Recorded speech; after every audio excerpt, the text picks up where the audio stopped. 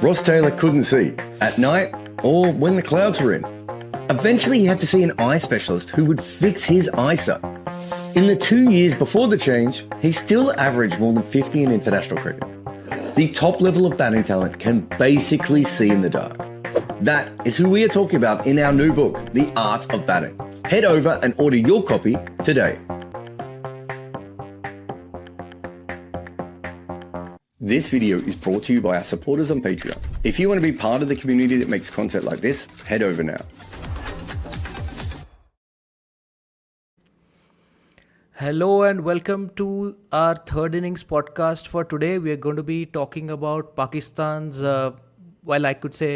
demolition of Oman by 93 runs. And to do that, I have Shaheen Ahmed Khan with me, who you can find at Tweets by Shaheen. I am Saurabh Somani, who you can find at Saurabh_42 on Twitter. And so Shaheen, it was quite an interesting sort of match. I wonder, what did you make of the match at the halfway stage when Pakistan had made only 160? Did you think it was enough? Yeah, I did think that they will be able to defend it because their bowlers are pretty good. But honestly, I thought they should have gone harder. I think 180 to 200 probably. Even Wasim Akram was saying the same thing, and I think I was agreeing with him at that point. I was talking to my dad at the same time we were watching the game, and I was telling him, 180 to 200 sounds fair, because if you're not going to score fast against Oman, how are you going to expect to, take chances against the bigger teams like India or even teams that are on their level like Sri Lanka, Bangladesh, Afghanistan, those sorts of teams, right? So I did think Harris was definitely batting with more intent. I think initially even his shots were not coming off that well. But the two left-arm spinners, especially the first left-arm spinner, he was able to, really keep things tight, and he was keeping it really tight because he was bowling fast. He was just firing it in, and I think his first 2 overs went for 11 runs, right? Yeah, I was actually pretty impressed with the bowling. He had a dropped catch also, right? Shakil Exactly. Ahmed. He had a dropped catch also. He had a dropped catch of Sahibzada. Although I think that dropped catch ended up helping Oman more than Pakistan, because Sahibzada was on 3 of 5, I think, at that time. And he ended up with 29 of 29. So I'm okay if a batter takes up the whole power play and bats at a runner ball, I think it worked in their favor, that dropped catch. Although his expressions wouldn't have told you that. He was pretty upset with the dropped catch. And ultimately, it was the same player who dropped him who took the catch. Like when he was bowling, he took a cotton bolt of his own bowling. Right. Kaleem. Yeah. He dropped him Kaleem had he had also a good match. I was pretty impressed with their fast bowler also, who was on T20 debut, as it turns out. Shah Faisal. I checked. This is his first ever T20 match at the senior level. So that's a pretty impressive debut to make. He got 3 wickets. He showed like some. I was quite impressed with the variations he showed. Like he had a back of the hand slower one. He got the ball to move. His changes of pace were not easily read by the Pakistan batters. Now, of course, that could be due to the fact that he's new. But still, first time you are playing for a country like Oman, which is not really a force in international cricket. You're up against Pakistan, which has such a rich history. Even if their current side is not at the level of some of their past sides, but still, it is a much more storied team and everything. So I was quite impressed with how he came out. I liked the look of him. It'll be fun to see what he does during the rest of the tournament. Now that he has played, there are some videos available to analyze. Let's see what India make of him, or what he makes of India. Whether he can continue against this kind of batting lineup where an Abhishek Sharma, like Varun was telling in the last podcast, Abhishek Sharma bats the same way. Even if he has a team of 10 number 11s with him, he's just going to do the same thing. So whether Faisal can do that against India or not, against him, Surya Kumar Yadav and the whole lot of them, will be interesting. I also wanted to talk to you about Mo Harris's innings. Now, obviously, I think he's more suited to the top of the order, where he's back at. I think he has yo-yoed quite a bit. He's back at the top of the order, which I think is a spot that favors him. He was 16 of 18 at one point. 16 of 18. And then he ends up 66 of 44 or whatever it was. I will have to check that. 66 of 43. 43, right. So what did you think of his innings? Did you change your opinion midway, or were you like, this is the way to bat? It's just not coming off, and when it does, he will cover up quickly. Yeah, I thought he batted pretty well.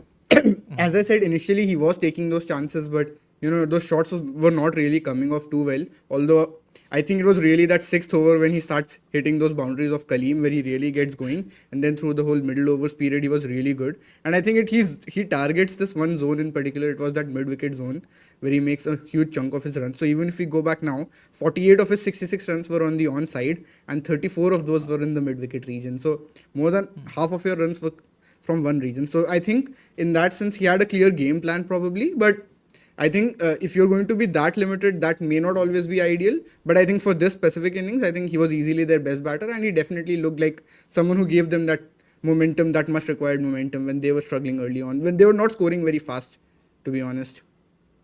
Yeah, they weren't. They were 31 in 5 overs with a dropped catch, and at that time, all possibilities looked wide open. I actually thought we might have a match on our hands, and even I thought 160 was lower than what they should have got, because if you can't score, I mean, you said 180. I am saying if you can't score 200 against Oman, like, you're going to be in trouble against teams with greater experience and pedigree. So, yeah, I thought Pakistan. What did you make of? There were a lot of comment about Sam Ayub first ball duck. Did you have a problem with the shot he played, or? I think the shot selection per se wasn't probably wrong. Like, the intent to go for a shot of the first ball was probably not wrong, but he just didn't execute it properly. I think that is a fair statement. Yeah. So I mean, I'm like you. I think I had no problem with his shot. I think that's T20 cricket. You need to play that. Wasim Akram said something interesting at the innings break. I think some of the others were saying the same thing, that that can happen in T20 cricket. But he said that, I mean, from his experience of Pakistan cricket, this sort of thing can quickly lead to a downward spiral in the batting lineup. So that is why they need to be a little bit more circumspect at the start, which actually makes now you look at Rizwan and Babar's playing style, and maybe it makes a little more sense. If this is how they think, then maybe that's why Rizwan and Babar were batting the way. But Mike Hesson seems to have brought some change. But I was looking forward to Sam Ayub the batter. I didn't know that we'll get a Sam Ayub the bowler. Yeah, I think I had heard about him as a bowler, but I think this was probably the first time that I was properly watching him bowl in a T20 game. And they were constantly bringing this up on comms that under the previous regime, he was not really used much with the ball. But under Hesson, I think he's bowled almost every single game apart from one. And I think it showed. Like, he's got a really good carom ball as well, right?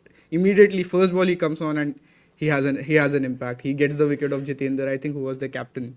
So that was a pretty big one to start with. And then he also gets the wicket of Kaleem, who was looking like, at that point, maybe it was looking like, okay, can we possibly still have a match? Because he did take Shaheen for a few runs, and from there anything could have happened. It's cricket, man. Although, of course, Pakistan did have enough runs and their spin quartet, so to say. I think they could have always, pulled them back in the game. But I think at that point, that was also a very crucial wicket from him. And there's something we had discussed off air, which is that Pakistan's team structure is very similar to India's. So we discussed this extensively. Do you want to explain that? Like, why is it similar? See, I think in a way, it's just that they have one specialist fast bowler, right? And then their second fast bowler is an all-rounder. And then apart from that, they're also reliant on various kinds of spinners. They have, they have a mystery spinner in Abrar, sort of mystery in a way. And India have Varun, and they both have a left-arm wrist spinner. They both have left-arm finger spinners. So I think their bowling makeup is to quite an extent very similar.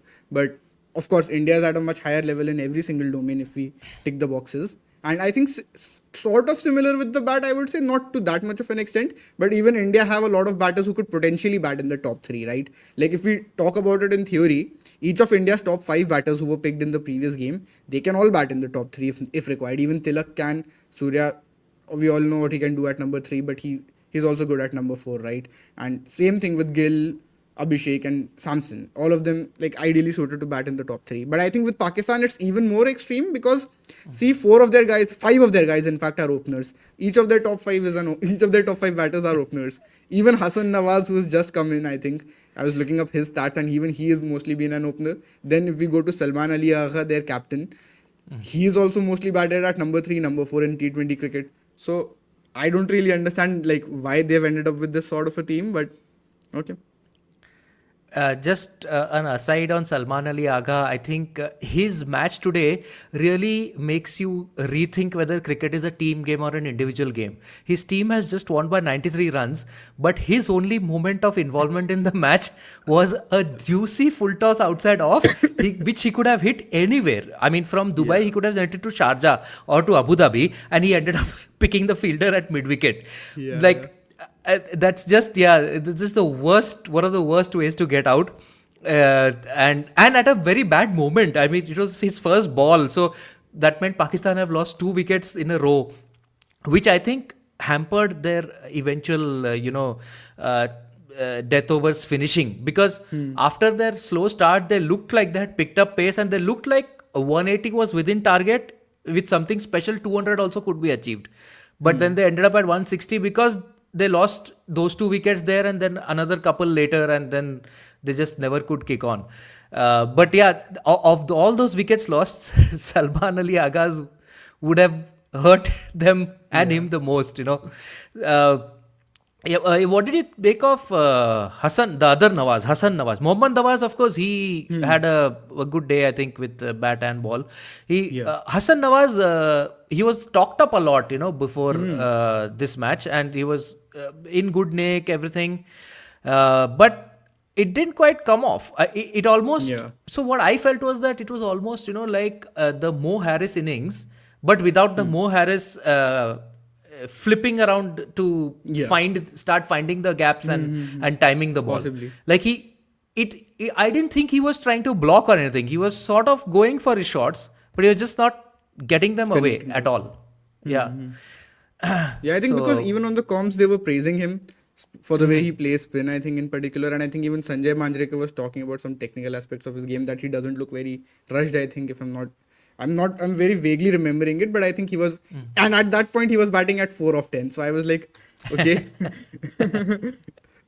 And I think the most attentive that I was during this game was when Harris and Sahibzada were batting together. And I think that was, and actually I think when you brought up that Sahibzada Farhan's wicket at that point might have been, net positive for Oman, but I think I might slightly disagree in a sense, because they ended up making that partnership, right? And because of that partnership they got runs on the board, and that's always, I think, a benefit against because the thing with Oman is, I think once the power play was over, again we see this trend we have seen this trend over and over again in this tournament, right? Once the power play is over, the associate teams are not able to put that much pressure on teams, which I think is fair, because I think you need to have elite strike rotation, also the ability to find gaps and hit boundaries, and because they don't get as many opportunities, I think we always have to be very fair on them for that. But definitely for the longest time I definitely thought that Oman were not playing bad cricket, and even their fielding was pretty good, man. Like I think they only dropped 1 catch and they were taking good catches. They were very alert in the field, it seemed. They had some good saves also. But trust the Virat Kohli superfan to actually bring in elite strike rotation in a T20 innings. That has not gone unnoticed. Yes. So, okay, apparently learning videos by Nikhil says you guys look like twins. So another one. Fair enough. But I mean... that's a compliment to me, because I'm de-aged by a few years. I won't say how many, but fair enough. So the Pakistan innings, I think Varun was telling us a stat that there were 41 attacking shots, out of which 16 were by Mo Harris. But 41 attacking shots in a 20-over innings is still, I think it has the stamp of Mike Hesson. I think Mike Hesson has brought about this sort of change in philosophy for the Pakistan T20 side, which is why we have seen Babar and Rizwan not being part of it, which is why we saw Ayub going for a boundary or even a 6 first ball, the risk not coming off, but he went for it, which we have not used to seeing Pakistan openers do. And even if they didn't get the amount of runs that those attacking shots should bring on a normal day, I think it's the right approach at least to go for those sort of attacking shots. Yeah. And England are 166 for 1 in 10 overs. Yeah, that is crazy Yeah. stuff. Yeah. Yeah. But I haven't been able to catch that game, man. Like, I was just watching this game because we had to cover this, and same. straight up after this live, I've joined here. So Even after the game, I've joined here. even if Pakistan's all attacking shots had come off, they wouldn't be 166 in 10 overs. That I'm sure. So, but it's still. I think it is the right approach according to me. Do you think it's a bit less, like 41 out of 120? Do you think they could have attacked more against Oman? I think they can attack more. Yes, I think they can. But Yeah. I think it's more than what it used to be. So they should Possibly. continue on this path sort of, and it Yeah, will I pay think off. so. Yeah. They And- should do at least that. Yeah. So, and what about Oman? I mean, Oman's batting, of course, like they sort of fell away. And you can understand that for associate teams, they don't have the batting skills that the top teams have, the batting experience to draw on that the top teams have. They've not been in these sort of situations. And also, it's understandable if, against an international level bowling attack, they sort of falter and then quickly collapse. It can happen. We saw that happen with against India also. Even against Afghanistan in the first match, Hong Kong couldn't really. So it can happen. But Definitely. I was pretty impressed with their bowling, and like you said, their fielding also was pretty good. Definitely agree with you. And I think with the bat, I sort of liked Mirza's innings. He was pretty handy. I think he hit one sweep shot, he hit one cut shot, had a cover drive as well, I think. And he was looking pretty solid for whatever time he was there at the crease. And I think till he was there was maybe some interest in the game that, okay, anything can happen. And I think I actually just went away for a moment. And that was the time when, as you mentioned, Salman Ali Agha, he had only one involvement in the game, and I will correct you again. He had another involvement. He took the catch, and I think my dad was praising that catch. Yeah, and my dad was praising him that it was a good catch. So Yeah. No, one involvement in the first. Okay, yeah, I guess we can give him that. We can give him that. yes, of course. But And just before but that, yeah. there was this free hit. There was this direct hit run out as well. that was Shaheen, right? No, not by Agha. I'm saying Pakistan affected a run out as well, direct hit, which they didn't seem very sure. They were like, okay, yeah, they were clapping their hands and everything, but it didn't seem like for sure. But when I saw the replay, I was like, okay, this is very far off. I don't know what's going on. Even I was not sure initially. I was not sure because of their reaction. When I saw the Exactly, replay, I was exactly. like, why has the umpire sent it upstairs? Was he not watching? Exactly. Like, if you're the umpire, if he's out by that much, you don't need to go upstairs. Unless he's not sure whether the ball was in the hand when the stumps were broken or something. For that, he's gone up, maybe. That's allowed.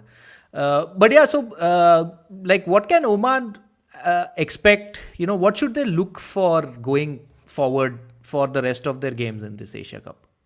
I think again I was pretty impressed by their spinners as well. Both their left arm finger spinners did pretty well, and I think probably the most interesting aspect of the game was definitely the way Shakeel was bowling at the start, and he was firing it in. He was just firing it in, man. This is 100 kilometers per hour. 5 average speed. Yeah. It was pretty interesting to watch, and he was varying his pace as well, I think, at times. So that was also pretty handy to watch. And even Kaleem came back strong. I think his first over went for a lot of runs, but he ended up taking 3 wickets. So that was pretty good. And as you mentioned, Shah Faisal, he also had a good game. He got the wicket of Saim Ayub early on. So if they're just, they can take more learnings from this tournament in the sense that, they just do what's in their control properly. Like if they bowl well against India, maybe, of course, the thing is that Indian batters will also show more intent. We just know that. And because of, the sort of chaos that Abhishek Sharma kind of guys do, he'll just start blasting from the word go. But, that also gives them a chance of taking wickets.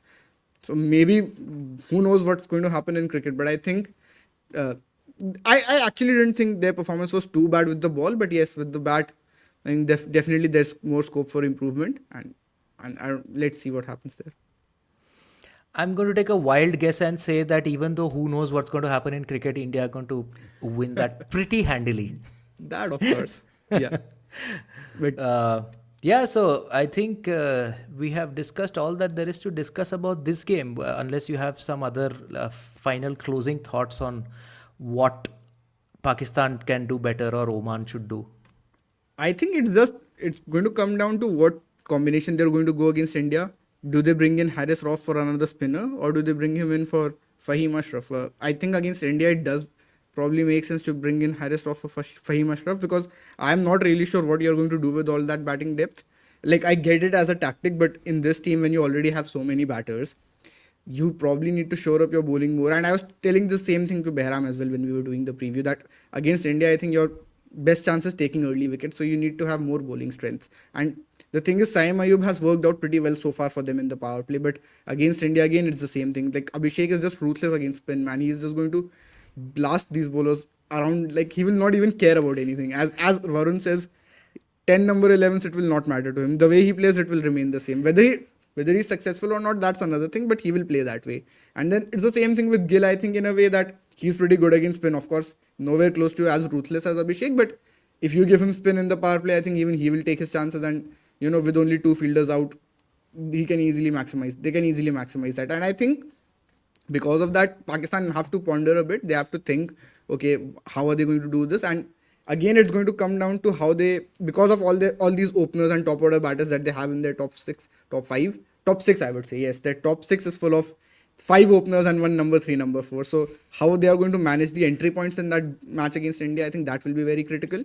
So let's see. I think the thing with Hesson is he's a smart guy. And of course, I've seen him at RCB. He's a pretty good coach. But I think he's the sort of coach, I was telling the same thing to Behram. He's a good coach in the sense that he can take a team that is struggling to a good level. But can he take the team to that next level? I think, like, for instance, Andy Flower, I mentioned him again. So I'm not sure. So let's see. Guess which IPL side Shaheen is a fan of. Wild guess. But entry points, I can tell you as president of the Jasprit Bumrah fan club, I can tell you that Jasprit Bumrah will manage their entry points. He'll just get those guys out early, and so they will bat the 3 and 4, 5 will bat in the power play, which is more suitable for them. How many do you want him to bowl in the power play is the real question, though. Yeah, that is a good question, because if India go in with the same combination, He will have to bowl more. he can't bowl. I don't think he can bowl more than 2 against Pakistan. Against UAE, it was fine. I don't think he can bowl more than 2 against Pakistan. Agreed. Yeah, so yeah, I think that is the next match for Pakistan, right, against India.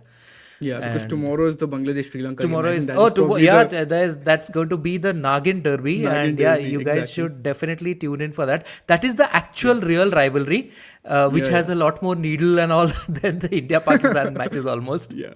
So the 2023 World Cup game, man, that was retired out and everything. Timed out. Not even retired. Timed out.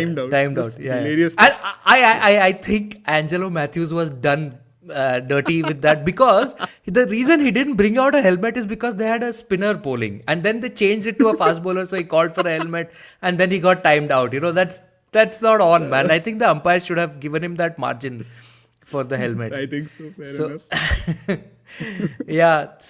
On that note, that's it for today, I guess. Just a quick reminder, you guys can go to goodareas.co and bookmark that webpage. It's your one-stop shop for all the fun work that we do as part of this team, whether it's written content, videos, or podcasts. And we also want to remind you that all of our podcasts on the Good Areas network are powered by our supporters on Patreon. And you can become one of them by going to patreon.com/Good Areas podcast. You can enjoy free content. You can give us podcast recommendations. You can chat with us exclusively. It's a very inclusive sort of community, as Behram likes to say, and he's right. So with you can go and check that out. And with that, we will see you tomorrow for another third innings. We don't know who will be there, but somebody will be, and it's going to be a spicy match. So make sure you tune in. That's it. Good night and have a good day. Bye. This video is brought to you by our supporters on Patreon. If you want to be part of the community that makes content like this, head over now. Ben Duckett does not leave the ball. He goes after everything. That is his signature style. Well, actually, no. Perhaps now he is best known for Duckett's Buckets, his new hat range. I don't know if Herbert Sutcliffe sold his own hats, but I would definitely have bought them if he did. But Ben Duckett does, so you don't need to be left alone without one. Chase down your own Duckett's buckets today.